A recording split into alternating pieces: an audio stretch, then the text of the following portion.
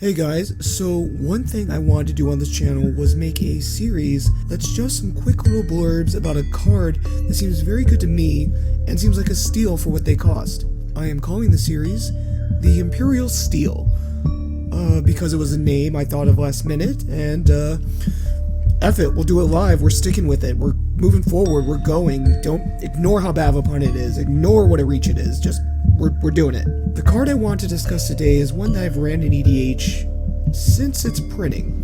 It's literally world warping and was so strong the spell changed the entire plane from morning to night. You guessed it, it's the Great Aurora. The Great Aurora reads, each player shuffles all cards from their hand and all permanents they own into their library, then draws that many cards.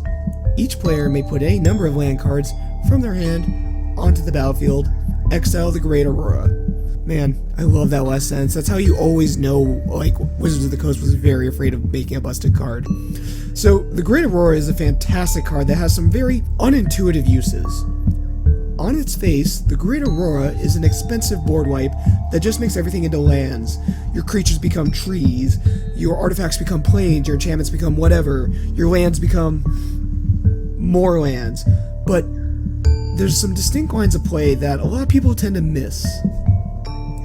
First of all, everyone's lands come to play untapped, which is quite good because that means you can almost use this like turnabout, where you can float a lot of mana and then cast this.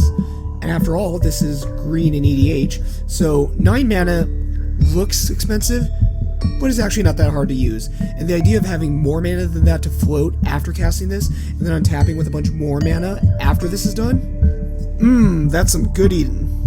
Second, this can put you so far ahead on board as it doesn't count permanent cards, only permanents. This turns your 10 or so 0/1 plants into card draw and ramp. Glorious. That is a very satisfying feeling. Oddly enough, despite having this strange board and hand warping effect, it leaves the graveyard completely unaffected, thus allowing for some interesting lines of play without touching said graveyard. At a whopping 71 cents market, and $3.48 for the foil, this card can warp your games of Commander without warping your wallet.